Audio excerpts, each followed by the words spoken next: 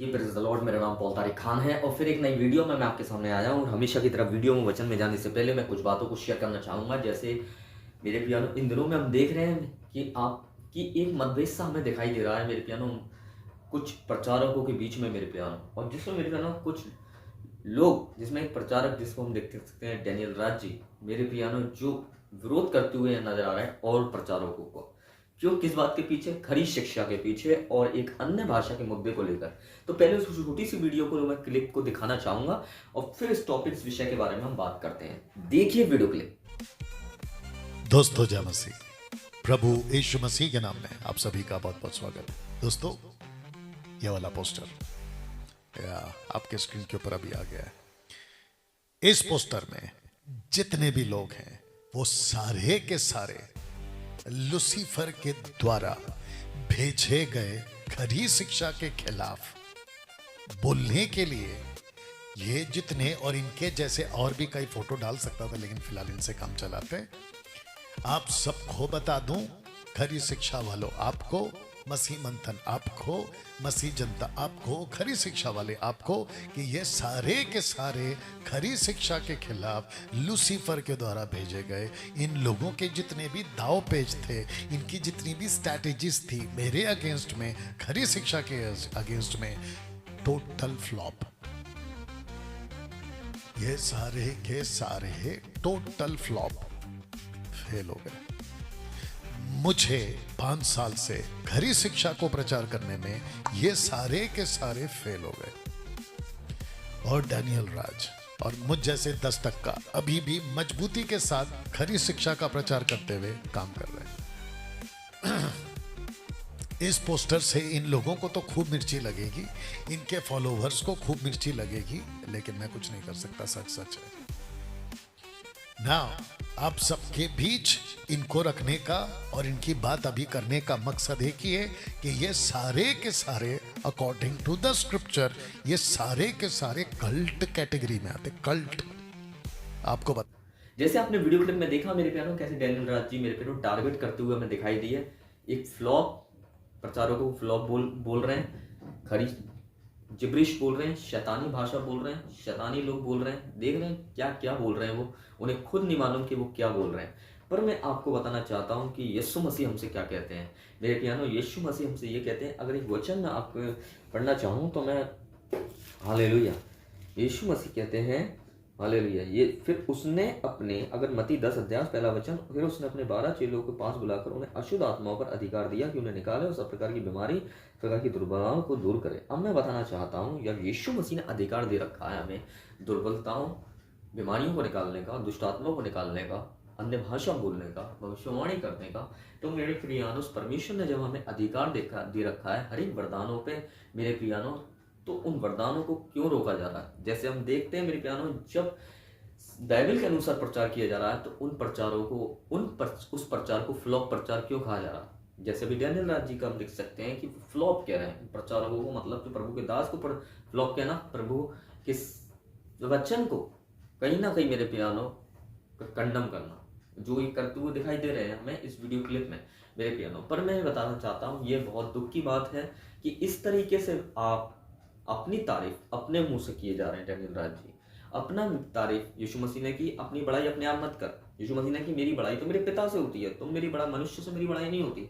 और हम देख रहे हैं कि आप अपनी बड़ाई अपने आप ही करे जा रहे हैं। तो कहने का मतलब ये, अपनी बड़ाई अपने आप नहीं होती, जब तक खुदा बड़ाई ना करे वो बड़ाई नहीं होती। इस बात को ध्यान रखें डैनियल राज जी। तो बड़ी रिस्पेक्टली और हो हम्बलफुली मैं एक बात कहना चाहता हूँ, जो भी कर रहे हैं उसको करना बंद कर दीजिए। और मैं और एक दो प्रचारकों से और भी कहना चाहता हूँ कि जो भी आप कर रहे हैं करना बंद कर दीजिए। हालेलुया।